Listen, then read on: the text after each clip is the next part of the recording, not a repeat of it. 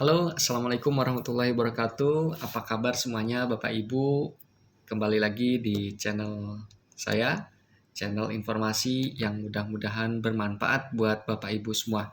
Hari ini kita mau bedah tuntas salah satu program bantuan sosial yang paling penting ya dari pemerintah, yaitu program Keluarga Harapan atau Bansos PKH.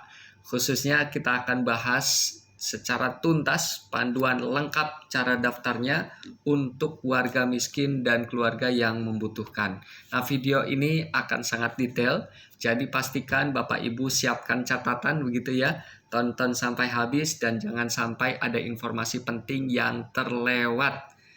Ya, jika video ini bermanfaat Bapak Ibu ya, jangan lupa like, komen, share dan follow akun ini agar tidak ketinggalan info penting lainnya dari saya. Yuk, langsung aja kita mulai memahami PKH gitu ya. Apa itu PKH ya? Baik, kita mulai dengan dasar-dasarnya Bapak Ibu. Apa sih PKH itu? Jadi Bapak Ibu, PKH atau Program Keluarga Harapan ya adalah program bantuan sosial bersyarat dari Kementerian Sosial ya. Artinya bantuan ini diberikan kepada keluarga prasejahtera ya, keluarga miskin yang memenuhi kriteria tertentu dan harus memenuhi kewajiban.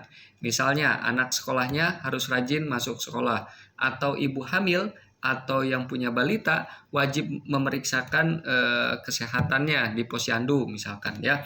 Nah, bantuan ini fokus pada aspek pendidikan, kesehatan, dan kesejahteraan sosial. Nah, sekarang pertanyaan pentingnya nih Bapak Ibu. Siapa aja sih yang berhak menerima PKH? Ya, tentu ada beberapa poin penting ya. Yang pertama, WNI tentu saja ya, harus warga negara Indonesia asli dan punya KTP yang sah ya.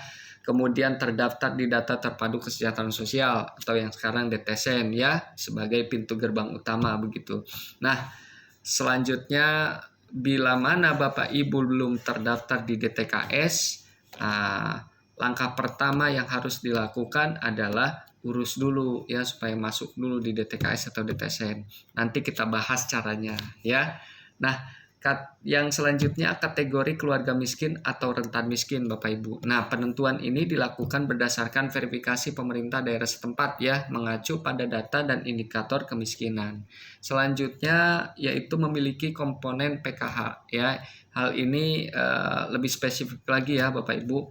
Jadi Bapak Ibu harus punya salah satu dari komponen ya, atau kategori ibu hamil atau ibu nifas, misalkan anak usia dini ya, atau balita usia 0 sampai 6 tahun, anak usia sekolah mulai dari SD, SMP, SMA atau sederajat, kemudian penyandang disabilitas berat ya, ini perlu surat keterangan dari dokter atau lembaga kesehatan yang membuktikan bahwa di dalam rumah tersebut ada disabilitas berat begitu ya. Lalu lansia ya, lanjut usia. Nah, setiap komponen ini nanti akan mendapatkan besaran bantuan yang berbeda-beda tentunya ya. Nah, penting juga ya buat Bapak Ibu untuk cek dan pastikan Bapak Ibu punya salah satu atau lebih dari komponen tersebut di dalam keluarga begitu ya. Oke, sekarang kita masuk ke bagian yang paling ditunggu-tunggu oleh Bapak Ibu. Bagaimana cara mendaftar Bansos PKH? Tentu ada dua jalur utama yang bisa Bapak Ibu pilih ya.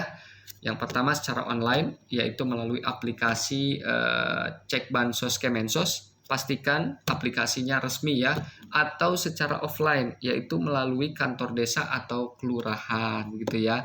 Pertama, kita bahas ya jalur pendaftaran secara online melalui aplikasi Cek Bansos Kemensos. Nah, ini adalah menurut saya cara yang paling praktis dan bisa Bapak Ibu lakukan di rumah begitu ya.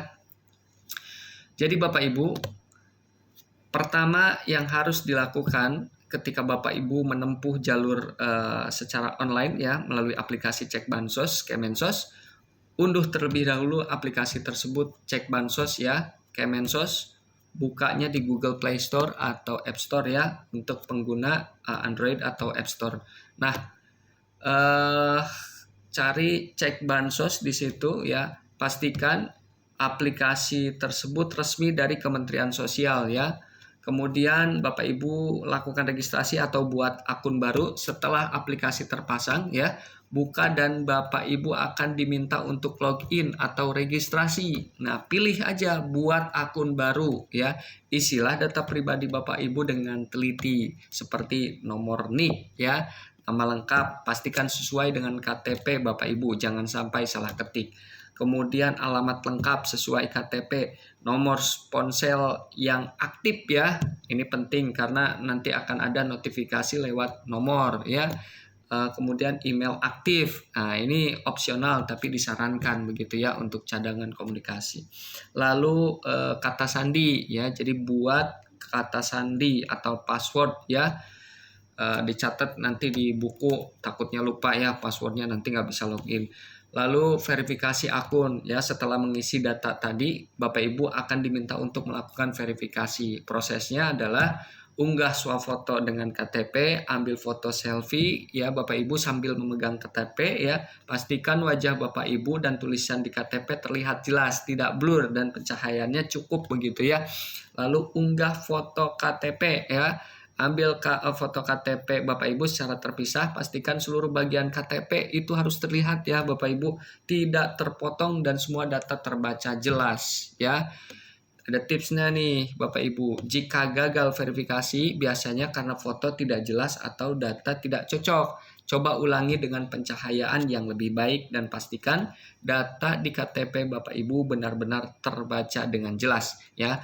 Lalu tunggu proses verifikasi dari Kemensos. Nah, ini bisa memakan waktu cukup bisa beberapa hari mungkin ya. Bapak Ibu akan mendapatkan notifikasi ya jika akun sudah berhasil diverifikasi ya. Lalu login dan pilih menu daftar usulan. Setelah akun Bapak Ibu aktif, masuk lagi ke aplikasi di halaman utama, cari dan pilih menu daftar usulan ya. Kemudian klik tombol tambah usulan. Isi data diri dan pilih jenis bansosnya. Jadi Bapak Ibu akan diminta mengisi data diri secara lengkap ya. Orang yang akan diusulkan sebagai penerima ya, isi NIK, nama lengkap, tanggal lahir, jenis kelamin, kemudian hubungan keluarga dan sebagainya ya. Pilih jenis bantuannya ya. Selanjutnya Bapak Ibu akan masuk ke bagian survei kriteria dan pengusulan bansos. Nah, di sini Bapak Ibu harus mengisi detail tentang kondisi ekonomi Bapak Ibu ya, mulai dari pekerjaan, penghasilan dan sebagainya begitu ya, atau aset yang Bapak Ibu miliki, kondisi kesehatan anggota keluarga, misalnya ada yang hamil atau disabilitas, dan kondisi pendidikan anak begitu ya. Nah, isilah sejujur-jujurnya ya Bapak Ibu karena ini akan jadi dasar pertimbangan. Lalu unggah dokumen pendukung tambahan. Jadi selain KTP dan foto rumah, Bapak Ibu mungkin juga diminta untuk mengunggah dokumen lain seperti misalkan kartu KK, surat keterangan miskin atau tidak mampu dari desa atau kelurahan gitu ya.